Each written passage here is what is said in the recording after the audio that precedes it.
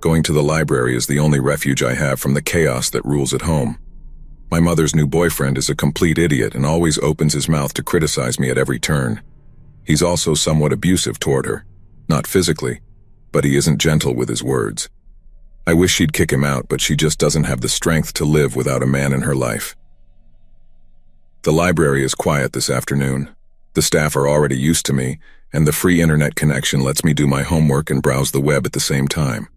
One of the things I like about the library in this small town is that they don't have the money or expertise to create a truly secure network.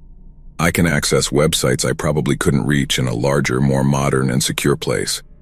I've even found that I can connect to the web using a VPN, a private server that hides my activity and identity from prying eyes. Not that I'm doing anything illegal, but I like poking around the dark web, and that's a place where I don't want anyone to know about my activities. I'm running a search on Tor search engines, looking for websites about inventions that haven't been made public. Most of these inventions are things the government would shut down or confiscate if they found out about them. Outside of that, they're pretty harmless, like some guy trying to build a nuclear reactor in his bedroom, or another guy trying to figure out how to build a time machine. The first guy has absolutely no fuel source for his reactor, and the other won't accept that time travel breaks all the laws of physics, but it's fun to read about. I did a search for time travel experiments and noticed a link to a site that looked out of place. It seemed like a news site, not what you'd normally see on the dark web. The part that caught my eye was the date under the link. It was for 3 days in the future. Obviously, it was a mistake on the site. I'm not sure why, but I clicked the link and waited for it to open. When it did, it looked like a text version of a regular news site, but from a news source I'd never heard of. Most of the stories were pretty ordinary, and the dates under the headlines seemed correct with today's date. But the story that appeared in the search engine snippet had that same date, about 3 days in the future. That wasn't the only thing I found intriguing. The story was about a woman who had been murdered in her apartment, but the police were saying it wasn't a common murder. It looked as if a wild animal had broken into her apartment and torn her apart. The story even had the days and dates wrong. It said the murder had happened the previous night, a Saturday, but today's only Wednesday.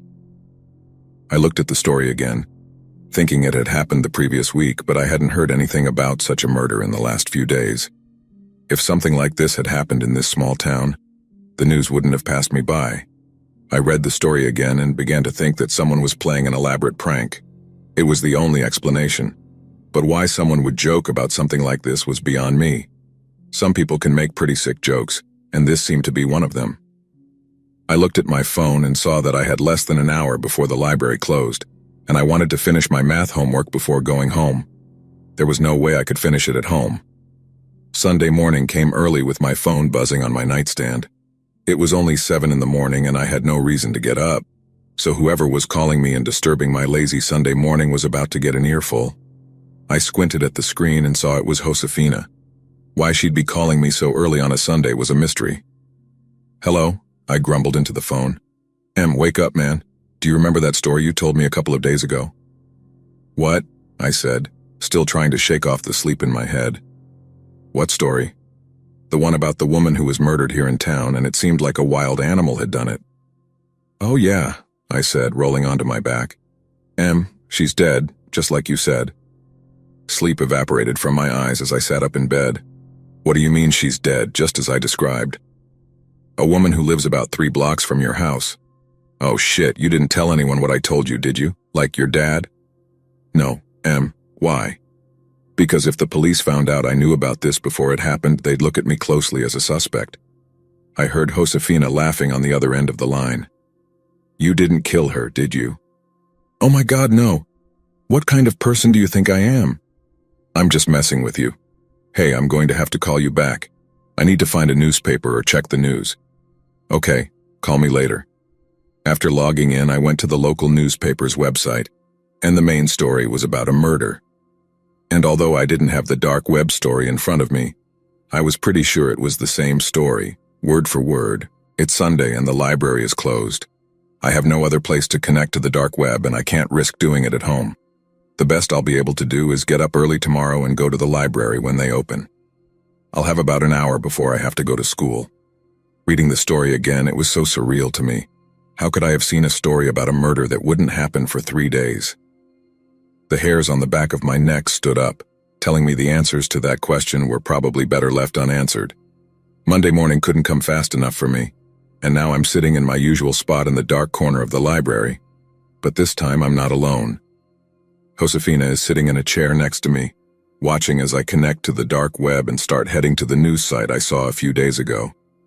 Before opening the site, I looked at her and asked, "Are you sure you want to see this?" "Yes, it's probably nothing. What are the chances there'll be another story about something happening in the future?" She was right. I clicked the link, and the same news site opened. The third headline was about a murder, but now it was a current or even past news story. It happened a couple of days ago, so it was moving down the main page in terms of importance. I was about to click on the story link to see if anything had changed, but Josefina gasped, making me look. The story was dated for Wednesday night, this upcoming Wednesday, not last week. The headline read, "Serial Killer Strikes Again." One thing I didn't want to do was click the link, but it was clear I had to. My fingers shook as I moved the mouse toward the link, about to press the button, but Josefina reached out and put her hand over mine. "Do we really want to see this?" she asked. I pulled my hand away from the mouse and looked at her. "I don't know, Josefina. The other day I thought this was just a prank or a hoax, but now it obviously isn't. But what could it be?" I just shook my head. I had no idea what we were seeing. "Maybe the killer works at this news site," she said, "and they're planning the stories." That could be true, but I can't believe I'm the only one seeing these stories. There must be many other people seeing this, and someone would call the police. "It's the dark web, Em. Some of the sick people crawling around here live for this kind of thing, like me." "I didn't mean you." "I know, and you're right. There are a lot of people moving around the dark web I wouldn't want to meet in real life." She looked at the screen again and shook her head. "We have to look at it." "Are you sure?" I asked. "Yes, even though it scares me." "Me too," I said as I clicked the link. The story opened and we began to read. It told the story of an old man who lived alone on the east side of town and was attacked and killed in his home. Just like the other murder, he'd been torn apart, just like what happened to the woman. The police had no leads, and now the town was terrified, believing there was a new serial killer on the loose. Look here, just below the headline. I looked, and it said that the story had been viewed by more than 100 subscribers. That answered the question of whether we were the only ones who knew about this. "We have to tell someone about this," she said. "But who? Anyone we tell will think we're crazy." "You're forgetting the most obvious person to tell." It took me only a second to realize who she was talking about. I almost felt like I wanted to smack my forehead when I got it. She pulled her phone out of her bag and dialed, putting it on speaker but turning the volume down so only we could hear. "Smithville Police Department, where can I direct your call?" "I need to speak with Detective Thompson." "Hold, please. This is Detective Thompson." "Dad, it's Josefina." "Hey, what's up, honey?" "I need you to come to the library. Em and I have something you need to see." I guess he could tell from her voice that this was serious because all he said was that he'd be right there.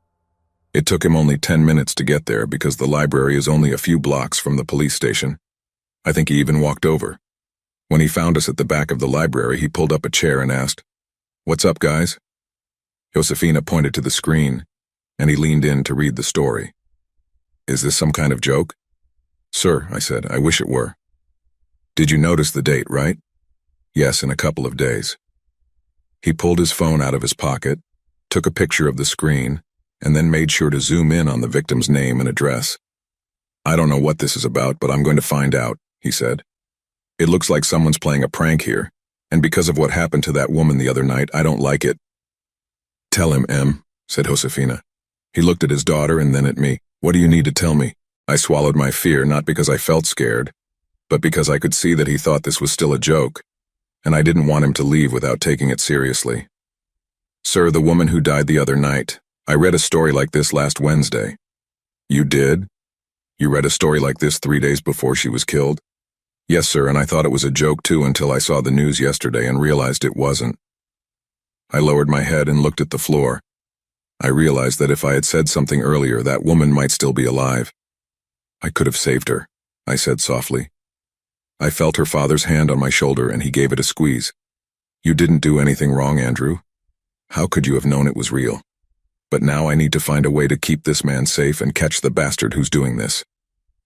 He stood up, leaned down, and kissed Josefina on the cheek. "Take care, young lady. I'm going to work." "Okay, Dad. Catch this person." "You know I will." We watched him as he walked away, turning down one of the library aisles, and then disappeared. Josefina looked at her phone and said, "I hate to say this, but we have to leave or we'll be late for school." "School? Who could think about school right now?" I packed my laptop into my backpack and we left the library. When we reached the bottom of the library steps, we could see her dad walking quickly toward the station. Josefina linked her arm with mine and said, "Let's go. He'll catch the killer, but we still have to go to school." I don't think I'd ever experienced a day at school that felt longer than this or the next day. Wednesday came and went. Josefina's dad arrived at the victim's house early in the afternoon and hid in one of the back rooms.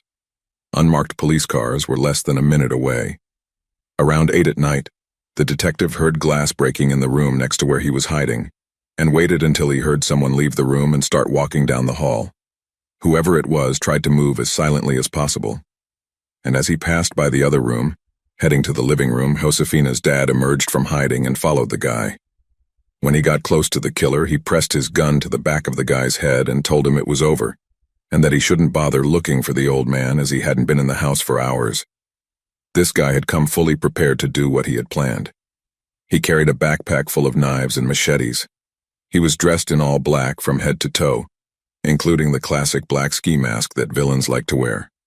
When he felt the gun pressed to the back of his head, the guy started laughing and said, "Do you really think this is over? It's just beginning." Josefina's dad called for backup, and in less than a minute they had the guy on the ground, handcuffed and ready to be taken away. When they took off his ski mask, they saw he was just a thug they'd dealt with before. He liked causing small disturbances, but nothing approaching murder. The whole time they were dealing with him, from when they handcuffed him to when they put him in the back of a squad car, he didn't stop laughing. Where was I during all this? Right now I'm sitting in the library looking at my computer screen. I want to see if the story changes or disappears altogether. Josefina is at home praying, as she always does, for her dad to come home safe and sound. For some reason, tonight she felt the need to spend extra time asking heaven for a favor. My phone rang, and it was a text message from her dad saying they caught the guy and it was all over. Breathing a sigh of relief, I leaned back in my chair and rubbed my eyes. Thank God. As I sat there with my eyes closed, I heard a sound from my laptop. There was a text box in the center of the screen. "Do you really think it would be that easy to catch me? You should have just sat back and watched like everyone else, but you decided to do more than just watch. Well, watch this." The story on the screen began to change, word by word, sentence by sentence. The story was completely rewritten. It no longer had anything to do with the old man and his murder. When it finished changing, I was horrified by what I saw. I quickly took out my phone and dialed the detective's number, feeling like I almost wanted to scream with each ring. Finally, after a few seconds, he answered. "Hey, Andrew, thanks for helping us." "Sir, the story changed." "What does it say now?" "Sir, it's about Josefina." My voice cracked when I said her name. The silence on the other end of the line made me feel like the whole world had stopped. It couldn't be true. My stomach twisted with the weight of fear, and my hand was shaking so much I could barely hold the phone. "What are you saying, Andrew?" the detective asked, his tone serious, full of concern. "What does it say?" I swallowed, trying to find the words to explain the inexplicable, but I struggled to articulate them. I looked again at the screen. The story written in black letters on a white background, cold and detailed, describing what hadn't happened yet but what I knew was about to happen. Young woman found brutally murdered in her home. Suspicions point to a serial killer. The date. It was for tomorrow. "Detective," I said, my voice breaking. "The story changed.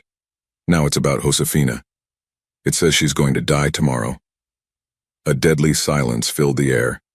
I could hear my own heartbeat pounding in my ears like a drum marking the beat of terror. It wasn't possible. Everything in me screamed that it couldn't be true, but there it was, written before my eyes like an inevitable sentence. "Andrew," the detective said, calmer than I expected. "I need you to tell me exactly what it says. Where is she now? Where's Josefina?" "She's at home," I answered quickly. "She's praying for you like she always does." I could hear the detective breathing hard on the other end. He wasn't a man who scared easily, but I knew this situation was different. and it had affected him in a deep way. "I'm going to her now," he said urgently. "Stay at the library, Andrew. Don't go anywhere. I'm going to send a patrol to your location too, just in case." I nodded, although I knew he couldn't see me, and hung up the phone. My mind spun in a whirlwind of confusion and fear. How could the story have changed like that? How did someone on the dark web know what was going to happen? And why were they playing with us? I felt like I was in the center of a twisted game I didn't know how to escape from. The words on the screen were still there, threatening the inevitable. I couldn't stop thinking about Josefina, about how scared she'd be if she knew what I was reading. I tried not to lose my composure, but the anxiety hit me like a wave I couldn't stop. I looked at my watch. It was 8 at night. If the story was accurate, then we only had a few hours before everything fell apart. I decided I couldn't just sit there. I had to do something. I got up from the chair, hastily packed my laptop into my backpack, and ran out of the library. I knew the detective had told me to stay, but I couldn't bear the idea of something happening to Josefina while I was hiding in the safety of the library. If this was real, I had to be there with her, do whatever was necessary to protect her. As I ran through the streets, the cold wind hitting my face, my mind was racing. The city was almost deserted at that hour. Only a few people were walking along the sidewalks, oblivious to the nightmare playing out in my head. My breathing was labored, and every step felt like I was racing against time. When I finally reached Josefina's house, I saw her dad's car parked outside. The lights inside the house were on, and for a moment I felt a fleeting relief, thinking that everything was under control. I knocked on the door hard, almost desperately. The door opened and Detective Thompson looked at me with surprise. "Andrew, I told you to stay at the library," he said, but there was no anger in his voice, just concern. "I couldn't stay," I replied, trying to catch my breath. "I had to make sure she was okay." The detective nodded, understanding. He let me in, and I found Josefina in the living room, sitting on the sofa with a Bible in her hands. She looked at me, her eyes full of worry, not yet knowing what I knew. "What's going on, Em?" she asked. I didn't want to scare her more than necessary, but I had to tell her the truth. "The story changed, Josefina. Now it mentions you." Her face went pale, and I could see her mind trying to process what that meant. But before she could respond, a loud sound shattered the silence in the house. The glass of a rear window broke with a crash, and a cold wind blew through the opening. The detective immediately drew his gun, getting into position. "Stay here," he ordered as he ran toward the sound. Josefina and I froze in place, paralyzed with fear. We looked at each other, knowing that whatever was happening was no coincidence. We were trapped in someone else's game, and that person had decided that Josefina would be his next victim. The seconds felt like hours. I could hear the detective's footsteps moving quickly through the house, but then everything went silent. A terrifying silence. Josefina grabbed my hand, her skin cold as ice. "What do we do now?" she whispered. Her eyes filled with fear. Before I could answer, the back door opened with a creak and a shadow appeared in the doorway. It wasn't the detective. It was the man who had come for Josefina. I instinctively stood in front of her, my heart pounding in my ears as he slowly advanced, his face hidden under a dark hood. In his hand he held a large knife, and his smile was pure malice. "It's time," he said in a cold, calculated voice. Fear overwhelmed me, but so did a fierce determination. I couldn't let him hurt her. It didn't matter what that damn story said. I was going to change the ending. "I won't let you touch her," I said, my voice trembling but resolute. The man chuckled softly, taking another step forward. "You've already made your choice," he murmured. "Now watch how it comes true." And at that moment I heard the gunshot. The man fell to the floor with a thud, blood staining the entryway floor. Behind him, Detective Thompson held his gun, breathing heavily. His eyes were full of fury and protectiveness. Josefina screamed and threw herself into her father's arms. He held her tightly, never taking his eyes off the man's body on the floor. Relief hit me hard, almost leaving me breathless. We had survived. We had broken the cycle.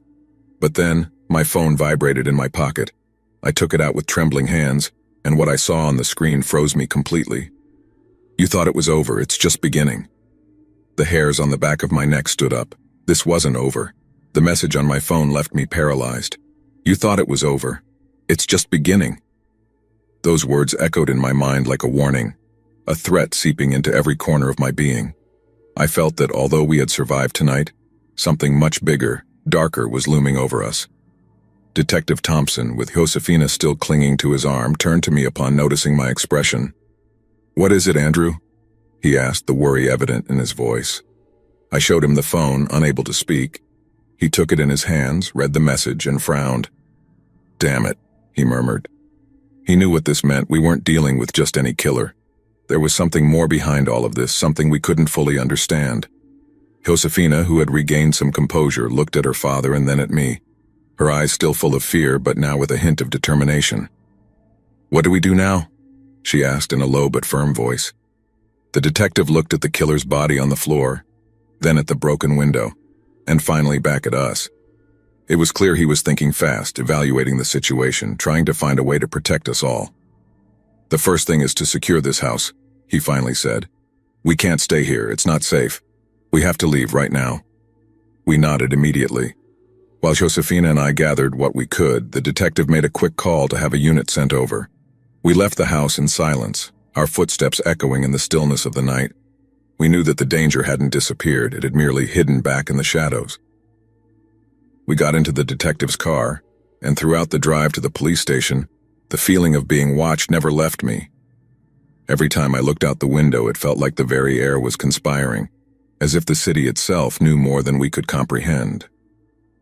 When we reached the station, we were received with concern. The detective explained what had happened, omitting the dark web part but not mentioning the message I had received. It wasn't something we could easily explain. We were taken to a waiting room where we sat, Josefina and I, with her father beside us, keeping watch. The silence was heavy. The night outside felt thick, like there was something more beyond the glass, something waiting patiently. "We can't just sit around," I finally said, breaking the silence. "If this is more than just a killer, if what the message says is true, we're not done with this. We need answers."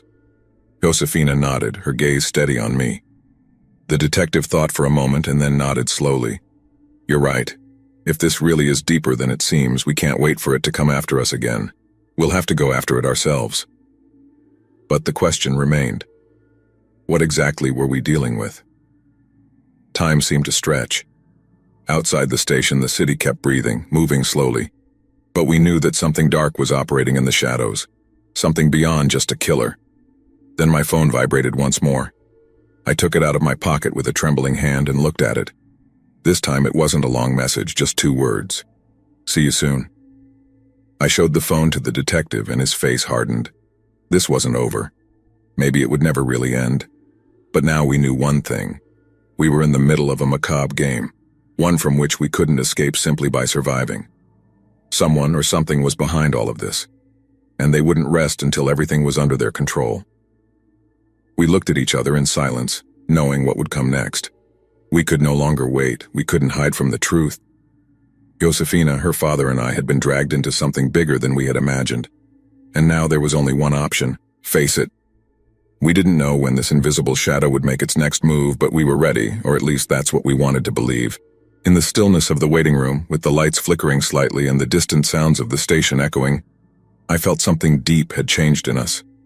The fear was still there, but so was a new determination. We weren't going to be mere pawns in this game. Whoever or whatever was behind all of this would find us prepared the next time, and then the real showdown would begin.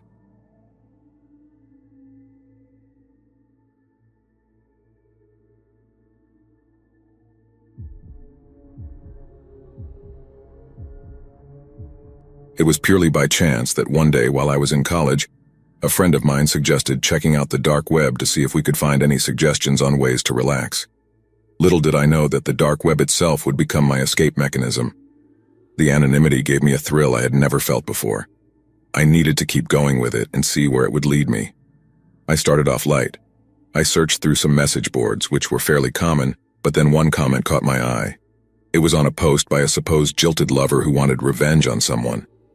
Among the usual comments about hiring a hitman and offers to hack personal computers, there was one that stood out. It said, "You can try your luck with any of these, but if you really want revenge, if you really want to hurt them in a way that they'll know it was you, click here.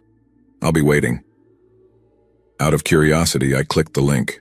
The screen went black to start, and just when I was about to give up hope, I noticed a very small, almost imperceptible dot blinking in the bottom corner of the screen. I moved my cursor over it and clicked. A new message board appeared on the screen, but this one was different. I can't quite explain it, but almost instantly I knew this was real. I browsed through some of the posted messages. They ranged from people making offers to execute someone to people offering absurd amounts of money to adopt without any legal paperwork. For the next 2 weeks, I spent hours every night scrolling through this new forum. Every time I refreshed the screen, several new pinned messages had appeared. I was stunned at how many people were there, considering how complicated it was to get here. I started by responding to messages with silly replies that probably only entertained me, but with the feeling of being completely anonymous, I soon felt bolder, replying to some of the more intense posts. And that's when I saw it. A post by a hitman for hire in my area, looking for work. Without thinking, I sent him a message. I had to see if it was real. I made up a story about my neighbor and some rumors going around about him, and that he needed to be off the streets. The guy took a while to reply, but instead of doing it the usual way like everyone else, Notepad on my computer opened by itself, and I watched in pure terror as it began typing on its own. Somehow he had taken control of my computer and was now writing in a completely offline program, supposedly to prove his authenticity. But whatever the reason, it certainly succeeded in scaring me. Panicking, I turned off the monitor and sat there in silence. The monitor came back on with a simple message written in Notepad. "Are you still there? Do you still want me to eliminate him? My fee is $115,000 for the first. Then I charge depending on the circumstances." I stared at the screen, open-mouthed. The next message that appeared made my blood run cold. "I can be at the address in less than an hour. I'm just a few blocks away." I hadn't even given him the address. How the hell did he know where I was? Frantically, I typed that I wanted to back out, that I wanted to handle this in another way, but he insisted. He dismissed my plea with a simple message. "See you soon." I lunged for the light switch, plunging my room into darkness.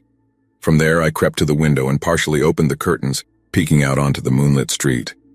I could barely breathe for fear of making too much noise. After what felt like an eternity, an old, dark Pontiac crept onto our street. We're lucky to live on a cul-de-sac, which means that any car coming down here rarely does so without a purpose. The car moved forward silently, then effortlessly stopped no more than 3 houses from mine and directly in front of the neighbor's house, the supposed target. There was a light on in the back room on the first floor. I suspect someone had come down to get a drink, maybe. I hadn't even thought about the people who lived across the street during my conversation with the hitman. I had just vaguely described their house and mentioned they lived across from mine. At no point had I taken into account the 2 teenagers who lived there, let alone the parents, who were actually very nice people. What had I done? I was pulled out of my spiral of self-pity when the door of the Pontiac opened and a man stepped out wearing what looked like dark green overalls, covered in what seemed to be mud stains from where I was. My heart leapt into my throat when he turned his head toward my window and held my gaze for a moment, then started walking toward the neighbor's house. I watched in total disbelief as he entered the house. By that time, the light in the back room had turned off, followed by the staircase light, which turned on and then quickly went off again as the neighbor presumably went back to bed. A light in the back room on the 2nd floor came on, then a light in the 3rd bedroom turned on a few seconds later. Finally, the master bedroom light turned on. I could see silhouettes moving in panic. The staircase light came on again, then the kitchen light. The front door opened and the remaining teenager crawled out, drenched in blood. The man appeared at the door as the teenager crawled across the driveway. He followed a few steps behind, savoring his work. With a quick blow, the teenager was no more. The man stood there and looked in my direction again. He reached into his pocket and took out a smartphone. My computer screen turned back on and a new message appeared in Notepad. "The money by morning or I'll pay you a visit next." I should have stayed away from the dark web.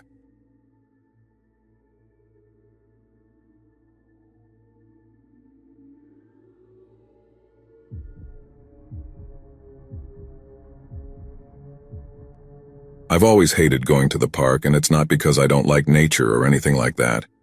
It's because I can't stand seeing people playing with their pets. It just makes me want to vomit. Now I know you're probably wondering, why wouldn't someone like to see adorable puppies and kittens?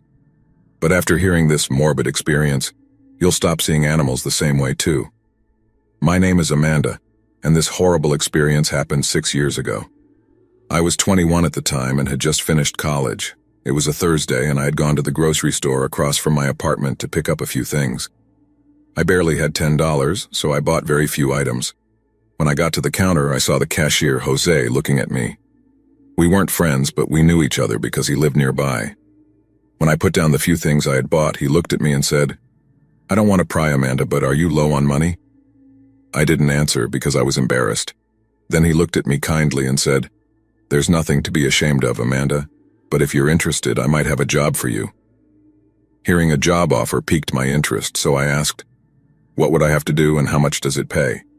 Then he said, "We can talk about what you'll have to do later, and as for payment." He then took out $1,000 and handed it to me. I was stunned since it had been so long since I'd seen that much money. He then continued, "Think of this as an advance, but remember that with pay like this, the job is pretty something." He then asked for my number so he could give me more details about the job. A week passed before I heard anything from Jose. I'd already spent $700 of the $1,000, so I knew I had to do the job since I'd already spent part of my pay. But I assumed it would be something like cleaning the grocery store. That night, around 3 in the morning, I got a message from Jose saying, "Ready to hear what the job is about?" I remember replying, "It's pretty late, but sure." That's when he told me to download something called the Tor browser. I was confused, but I did exactly as he said. After that, he sent me a link and said, "I don't know if you've heard of the deep web, Amanda, but this is a link to the deep web." Then he continued, "This link will take you to a website where you'll see videos of women eating. Think of it like ASMR, but with a more serious twist." Then he sent me the last message saying, "This is just to prepare you for what you're going to do. And remember, this much money doesn't come easy. You start next week." And with that, he went offline. A small feeling of dread began to creep over me, as he was acting very strangely, and when I clicked on the link, I finally understood what he meant, as a horrifying realization hit me. The link took me to a site called All Natural. The first thing I saw was a slogan that said, "Welcome, true eater." I was asked to pay $20 to see the content, which I did, and when the page finally loaded, it showed videos of women eating raw animals. The first video I saw showed a huge man holding a cage that looked like it was full of kittens. I could hear the animals whining as if they were scared. The woman in the video sat in a chair with a sickly, devilish smile on her face, revealing her rotting teeth stained with blood. She looked terribly ill as she appeared pale and feverish. The man then took one of the kittens, and what he did next made me vomit. With his enormous hands, I saw him tear the kitten apart. It happened so quickly that I couldn't hear the kitten shriek. He then threw the dead kitten's body toward the woman, and without hesitation, she began to eat it raw. The scene was out of this world as she devoured it entirely. I could see the kitten's tiny organs coming out of her bloodied mouth as she chewed. It didn't take long before there was nothing left and the video ended. I screamed and threw my phone when the video finished. The noise caught my neighbor's attention, who knocked on the door and asked, "Amanda, are you okay?" I didn't want him to know what had just happened, so I quickly responded, "I'm fine, I just thought I saw something." And with that, he left. That night I couldn't sleep as I was lost in thought. I finally understood why Jose hadn't told me what the job was about before paying me, and I understood why it paid so much. With more than 15 million people paying to watch each video, I knew I'd made a mistake since I couldn't do it, and I also couldn't return the money. So the next day I started avoiding Jose and the grocery store. After a week I thought I'd gotten away with it, but that night while I was walking to my apartment, I was attacked by 2 huge men, and the last thing I remember is them placing a white cloth over my nose. I woke up in front of a camera, surrounded by bright lights that kept me from seeing my surroundings. A huge man entered, and just looking at him confirmed my suspicions, as he was the same man who tore animals apart in those horrid videos. And right after, Jose walked in with a sick smile on his face. "Why are you avoiding my calls, Amanda?" I was terrified, but I immediately responded, "I didn't mean to, I just can't do this." "So do you have my money?" he asked. Fear flooded over me as I'd already spent half of it, but I said the first thing that came to mind. "No, but I'll pay you back, I promise. Please just let me go." "I'm afraid we can't do that," he said. "So what are you going to do to me?" "I don't want to eat animal guts, it's disgusting." "Disgusting?" he yelled before slapping me hard across the face.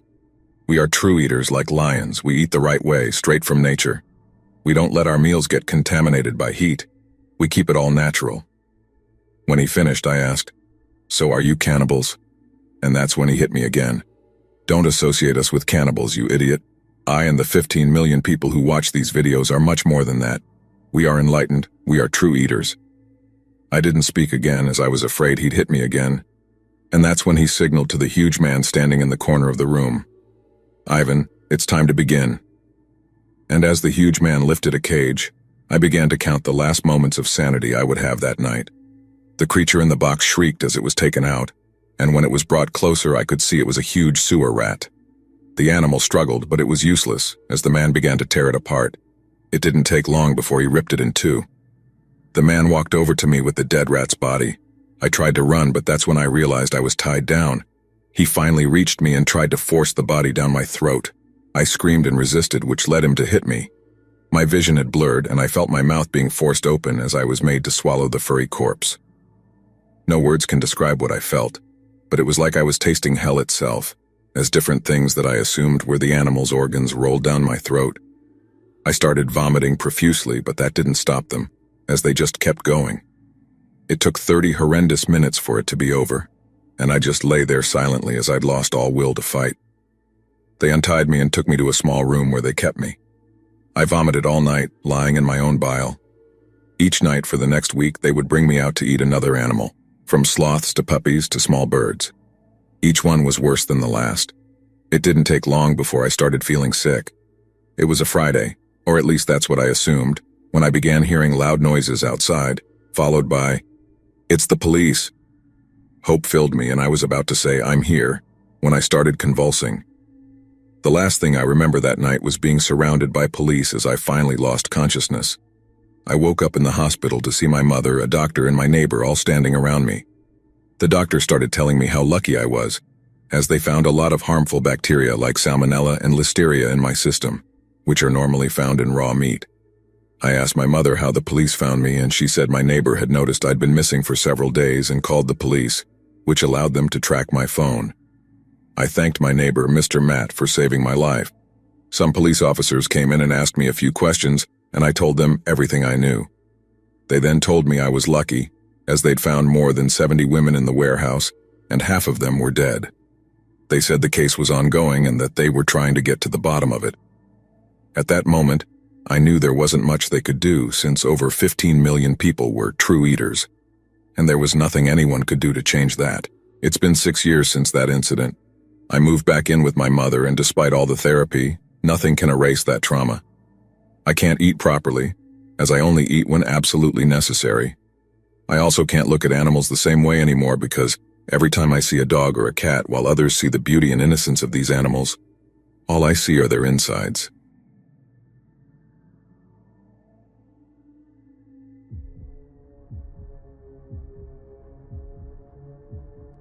When I woke up this morning, I had no idea my life was about to change forever. For the last few months, I've been struggling to earn even a penny. I lost my job during the pandemic. I'm drowning in debt, and my landlord has already given me a final warning. If I don't come up with $200 for rent today, he's throwing my pregnant girlfriend and me out of this house. So far, we've been living off Twinkies and vending machine snacks, but now I don't even have money to buy that. All our furniture is gone since I had to sell it to keep us going through these tough times. My girlfriend, Keela, needs proper care and medication in her condition, but I can't do anything for her. Desperate with myself and my life, I left the house early today. Now I'm wandering the streets looking for some chance to earn a bit of money so we don't end up homeless. But fate doesn't seem to be getting any kinder. I'm exhausted. I can't tell if I have a fever from the night before. After walking for 3 hours straight without seeing a ray of hope, I sat down on the sidewalk. I felt like I was about to pass out. Suddenly my phone rang. It was Keela. I answered and heard her sobbing voice on the other end. "Fabian, the landlord said he's coming at 7 p.m. to throw us out. Where are you? Please come home and do something." I could hear the contained pain choking her voice, but there was nothing I could do to save the day. I stuck my hands in my pockets and found a damn cigarette and a box of matches. I have no cash on me, and only $50 in my bank account. I don't remember when I passed out. I probably lay on a street corner for hours like a bag of trash. When I woke up, cars were passing by, and the daylight was already gone. I quickly looked at my phone and saw that it was already 6 p.m. In an hour or so, my pregnant girlfriend would be wandering the streets like a beggar. What kind of man am I? The throbbing pain in my head made me feel nauseous. I vomited right on the street. Somehow I managed to get up and look for some water. I took a dirty alleyway to my left and found a fountain. I drank as much as I could. Water is now my only option to suppress hunger. My phone kept ringing, the screen lighting up with missed calls from Keela, but I didn't answer even once. What was I going to say? I have no money, no food, nothing. After washing my face, my eyes drifted to a broken bottle lying on the ground. Yes, that's the only way out now. I can't tolerate this pain any longer. It would be a relief to end my life and free myself. I broke the bottle to get a shard of glass. I told myself, one deep cut and all my pain will end. This is the only way out. I sat in the dark alley and lit the last cigarette I had. It tasted a bit strange, but beggars can't be choosers, right? Besides, I'd cut my wrists once I finished smoking, so it didn't matter. But what about Keela? How will she survive on the street without me? Should we end our lives together? No, I can't say that. She's expecting our child, a life growing inside her. Oh God, please show me a way. But I knew no one was going to hear my cry. I remembered how I used to browse the deep web during my high school days while smoking cigarettes like this. I still have the Tor browser on my phone, but I hadn't used it in a long time. Not knowing what I was looking for, I opened the Tor browser and started up this old habit once again. I didn't know what I was searching for, but something kept telling me I'd find a solution here, only here.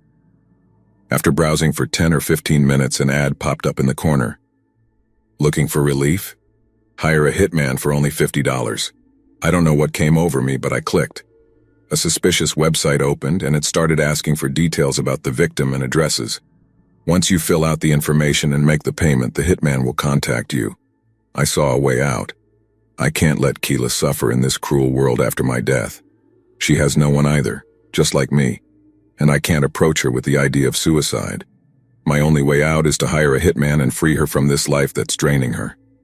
I filled in the details and gave my home address. My hands trembled as I booked the murder of the woman I loved and our unborn child. Judge me all you want, but I was caught between a rock and a hard place.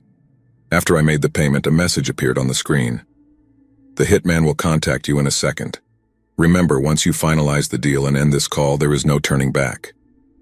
Why would I back out now? We have nothing left here. It would be better to end our lives than live in humiliation and poverty forever. A call came in from an unknown number, and I answered immediately. Hello. The job will be done in half an hour. Is she alone in the house? Yes. Once we disconnect, there will be no further contact. Is this the final deal? I exhaled deeply. Tears rolled down my cheeks as I tried to say yes. The man with the deep voice spoke again. Is this the final deal? I took a deep breath and responded, yes, the deal is final. The call disconnected, and I noticed it was 6:30 p.m. Keela was probably sitting at home waiting for me to come back with money to save the day. I put out the cigarette butt on the dirty ground and picked up the broken glass to say goodbye to this world. Life isn't the same for everyone in this world. I looked at my phone one last time. When the clock strikes 7 and our doorbell rings, Keela will rush to open it, thinking I've finally come home. Poor Keela. She won't know that death is waiting for her on the other side. I wiped away my tears and was about to cut my wrists with the sharp shard of broken glass. Just then my phone rang again, but this time it was from my bank. Confused, I answered with a, hello. A female agent spoke on the other end. Mr. Andrews, we're pleased to inform you that you've won our monthly raffle. Congratulations. Your account will be credited with the prize in a few hours. What? How much is the prize? $10,000. You'll receive an update soon. Thank you for banking with us. Have a great day. The call disconnected and the broken glass fell from my hands. What? I've won $10,000. Finally, all our worries are about to vanish. I jumped to my feet. I couldn't believe it. I looked up to the sky and shouted, miracles exist. Thank you, God, thank you. But then, my heart dropped into my stomach. It's 6:45. The hitman is on his way to my house. Oh my God, I started running like a madman. What have I done? What was I thinking? I cursed myself as I dashed through the crowded street. I have to reach home before he does, or everything will be lost. Just moments ago, I had a family but no money to support them, and now that I have the money, my family's life is in danger. I stumbled into people who were also running. Some cursed at me in anger, but I didn't care. I have to get home before 7. I have to. I was sweating buckets, my heart pounding in my throat. I knew the end was near. Every second was one step closer to ruin. Oh, Keela, my love, I can't let you die because of my incompetence and failures. I was almost near the house when I accidentally tripped on a rock and hit the ground hard. My ankle twisted and I writhed in pain. I tried to get up just as I heard a loud bang and a woman's scream coming from my house. I pulled out my phone with trembling hands. It was 7 o'clock. I saw a hooded man leave my house quickly and jump into a van parked by the side of the street. The hitman's words echoed in my ears. Once the deal is done, there's no turning back. I began to cry as my world collapsed. I didn't have the courage to approach the house and see Keela's bloodied body lying on the threshold. I stayed there, hiding my face in my hands, sobbing quietly when I heard a familiar voice. "Fabian, what are you doing here? Thank God you're home." I looked up and saw Keela standing in front of me. Fear washed over my face and I stood up in extreme shock, saying, Are you okay, but that gunshot?" She, confused, replied, "I was packing our things when the landlord came. He was pestering me to leave right away, so I went upstairs to get our things. Suddenly the doorbell rang and the landlord went to answer it. I heard a loud bang and now he's lying dead on the porch. I don't know what happened. We have to call 911. The police arrived and took our landlord's body away. They questioned us and I didn't mention a single detail about the hitman. I was relieved that instead of Keela, it was the landlord who opened the door. It terrifies me to think about how ruthless these hitmen are. He didn't hesitate even when facing someone unexpected. One payment, one kill. It doesn't matter whom they kill or the impact it leaves behind. Keela and I now live in better conditions, but I still haven't told her anything about what really happened. Every day before going to bed, I try to work up the courage to tell her the truth, but when I see her smiling while holding our daughter in her arms, I hold back. This secret will follow me to the grave. I often wonder if I deserve this second chance, if I should be here at all after the lengths I almost went to. I got a miracle, but every time I close my eyes, I think of that fateful night. I can still hear the echo of the gunshot, the scream, the look on Keela's face when she found me outside. She has no idea the danger she was in because of my desperation, my failure. And now, every day as I watch her and our daughter, I'm reminded of the horrifying choice I nearly made. It's a burden I'll carry alone, a debt I can never repay. Some secrets are too heavy to share and some mistakes too painful to confess. All I can do now is live for them, hoping that somehow my love and efforts will make up for the darkness I brought into our lives. The guilt is my penance and I accept it because they're safe, and that's all that matters.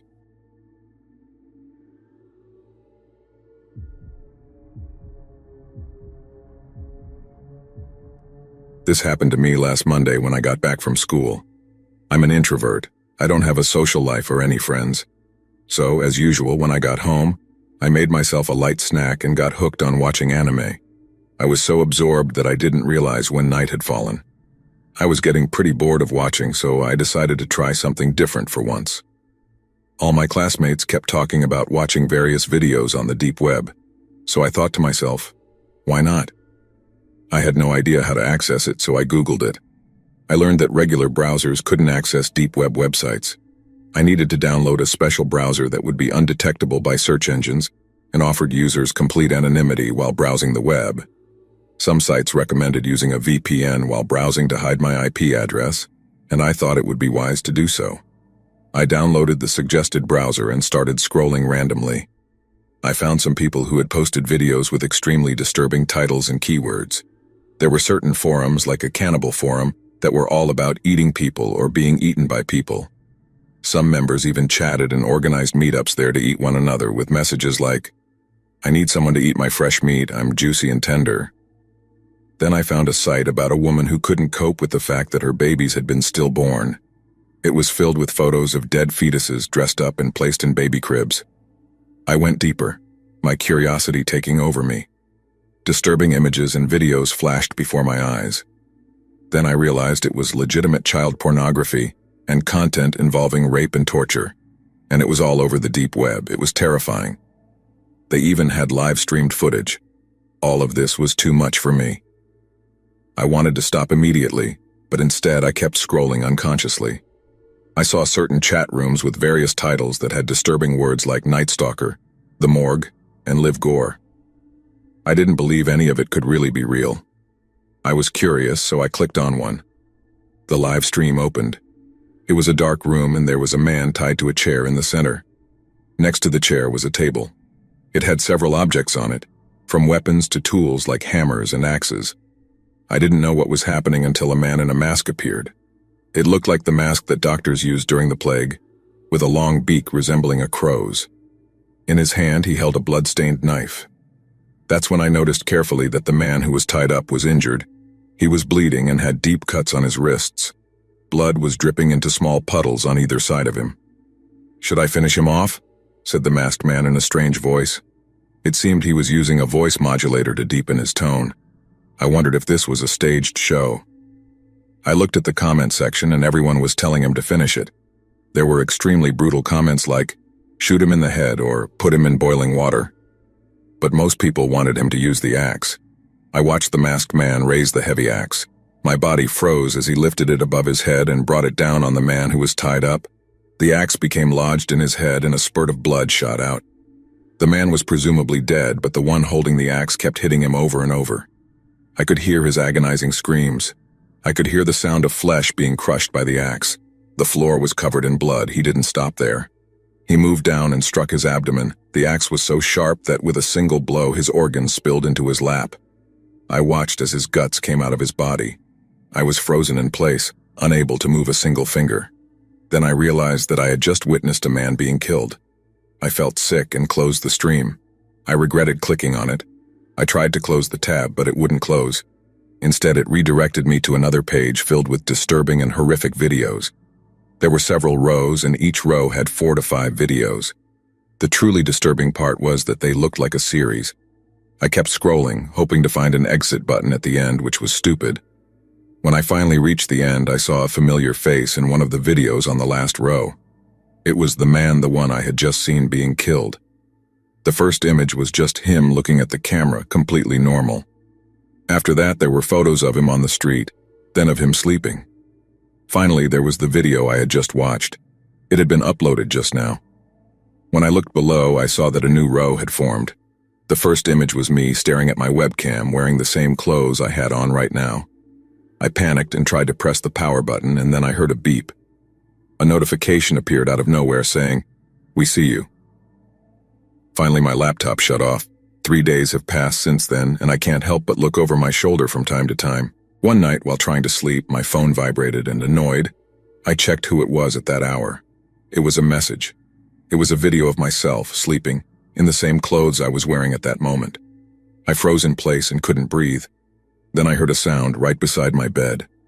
I heard heavy footsteps running down the hallway, and finally, they faded. Startled, I jumped up and turned the lights on. My heart was pounding, and my body was shaking from the adrenaline rushing through my veins. I was terrified because someone had been standing right next to my bed while I was sleeping, without me realizing it. I quickly grabbed my phone from where it had fallen and dialed 911. I peeked out the door to see who it was, but there was no signal and I had no reception. Frustrated and scared, I ran outside, aware that someone was following me. I headed to the living room to grab the house phone as quietly as I could, but it was all in vain. It was dead. The cable had been cut. What were the odds? I asked myself. The best thing I could do was run out of the house to get help, which I did immediately. To my horror, there was a padlock instead of the usual lock on the door. I'd never seen it before in my life. "What do you want?" I screamed with all my strength, half angry and half terrified. Someone grabbed me by the hair and started dragging me. I screamed in agony and told them to let me go. He was huge, and I, thin and weak, didn't stand a chance. He dragged me toward the basement and brutally pulled me down the stairs. I felt like every bone in my body was breaking. He threw me on the floor, my head hitting hard.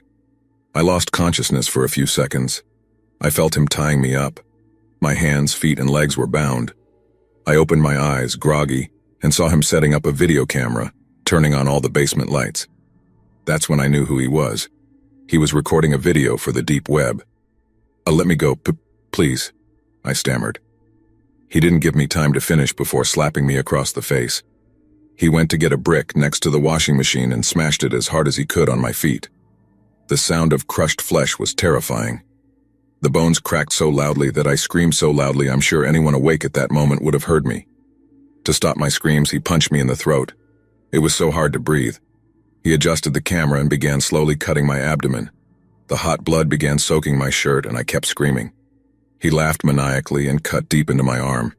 He kept going and I could feel the bone grinding as the knife scraped against it. I could hear it. There was so much blood. He got up and stomped on my face and he kept doing it until I was nearly dead. He came closer holding the knife aiming for my throat. There were loud noises upstairs and 2 police officers ran down with guns drawn and restrained the intruder. Apparently some neighbors had heard strange noises coming from my house and called for help. I could barely breathe and the world was growing darker. I passed out. I woke up in the hospital. Turns out the intruder was, in fact, the psychopathic serial killer they'd been searching for months. I was the only victim to escape his fury alive. If it hadn't been for the neighbors and the police's quick intervention, I would have ended up dead on the deep web. I still can't believe I survived that experience. Since then, I haven't been able to sleep well. Every little sound makes me jump. My nights are full of nightmares, and every time I close my eyes, I see his face and feel the pain all over again. What scares me the most is knowing that there are people in the depths of the web willing to pay to watch someone be tortured and killed in real time. I can't stop thinking that if it hadn't been for the chance of that emergency call, my suffering would have been another morbid show for strangers on the web. Since that day, I have never dared to go near the deep web again, and I'll never underestimate what's lurking there. The scars on my body constantly remind me that I wasn't just the victim of a monster, but of an invisible audience that delights in the pain of others. Now every day feels like a struggle to piece myself back together. The physical scars are reminders of that horrifying night, but they're nothing compared to the scars left on my mind. Therapy helps, but I'm haunted by the knowledge that my suffering wasn't just for one person's twisted pleasure. Somewhere out there, there's an entire network of people who would have been watching, who take joy in these gruesome acts, hiding behind their screens in anonymity. The police have been supportive, though I haven't been able to share everything I saw on the deep web with them. They didn't ask too many questions about how I encountered the intruder or why I was targeted, and for that I'm grateful. Even mentioning it out loud makes it all feel too real, and I just want to push it as far back into my memory as possible. Yet every so often I feel like someone is watching me. It's a chilling feeling, one that I can't shake no matter where I am. I've even taped over my laptop camera, taken to keeping my phone off at night, and moved to a new place. But the paranoia persists. It's like a shadow that clings to me, a constant reminder that once you delve too deep into those hidden parts of the web, it's nearly impossible to forget what you find. Maybe one day I'll feel safe again, but until then I have to live with the knowledge that people like that exist, that there's a world where human suffering is entertainment for strangers. And that knowledge, that memory, is something I'll carry with me for the rest of my life. I try to remind myself daily that I survived for a reason.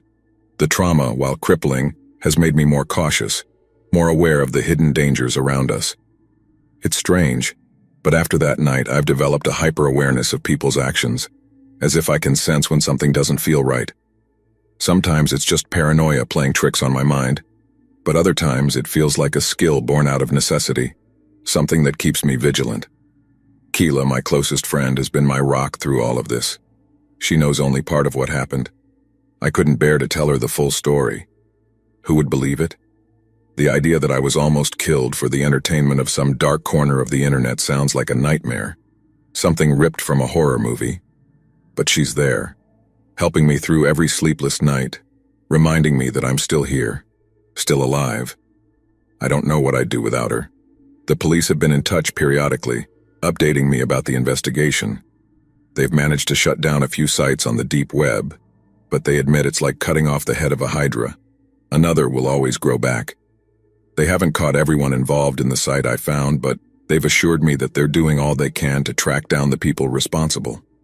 There's some comfort in that, but I still feel uneasy knowing they're out there, maybe even waiting for their next victim. Every night I go through a ritual checking the locks, blocking the windows, making sure there's no way for anyone to enter uninvited. It's exhausting, but it's the only way I can manage to get any sleep at all. And even then, my dreams are plagued by flashes of that dark room, of the masked man, of the helpless victims. I wake up drenched in sweat, my heart racing as if I'm still fighting to escape. One thing's for sure, I will never go back to the deep web. I've deleted every app, every trace of that part of my life, and I avoid any mention of it. The world hidden there is a place I've turned my back on, and if there's any advice I can give others, it's this: stay far away from it. No curiosity is worth the trauma that comes with seeing what lies in those depths. I'm still healing, still fighting to reclaim my life. And though I may never fully escape the shadow of that night, I'm determined to live, to build a future for myself outside of this fear. I'm learning day by day to feel safe again, to rebuild a life where I don't have to constantly look over my shoulder. But that world, that twisted audience, it'll always be out there. And all I can do now is hope that no one else ever has to experience the horrors I've seen.